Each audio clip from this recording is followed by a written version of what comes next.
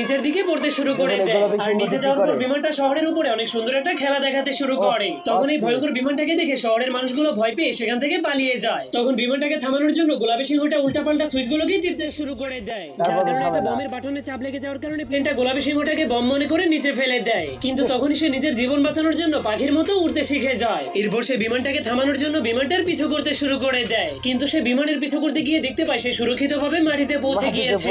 এই জন্য সে নিজের পায়ের নিচে মাটি পেয়ে সেই বিমানটাকে সেভাবে ফেলেই চলে যেতে শুরু করে। কিন্তু তখন হঠাৎ করে সেই বিমানটা পিছন থেকে এসে তাকে আবারও বিমানের মধ্যে ঢুকিয়ে দেয়। এই জন্য গোলাপী সিংহটা এবার কোনো ভুল না করে বিমান কিভাবে চালাতে হয় সেই বই পড়তে শুরু করে। যা পড়ার পর সে ভেবেছিল এখন আর কোনো ভুল হবে না, কিন্তু এবার সে ভুল করে সিট ইজেক্টের বাটনে চাপ দিয়ে দেয়, যার কারণে তখনই সিটটাকে বিমান থেকে আকাশে উড়িয়ে দেয়। কিন্তু পড়ে যাওয়ার সময় সে সঠিকভাবে নিচে নামার জন্য ম্যানুয়াল পড়তে শুরু করে। সেখানে লেখা ছিল 10 পর্যন্ত গণার পর প্যারাশুট খুলে দাও, কিন্তু 10 পর্যন্ত গণার আগেই সে মাটিতে পড়ে যায়। এরপর প্যারাশুট খুলে দেয়,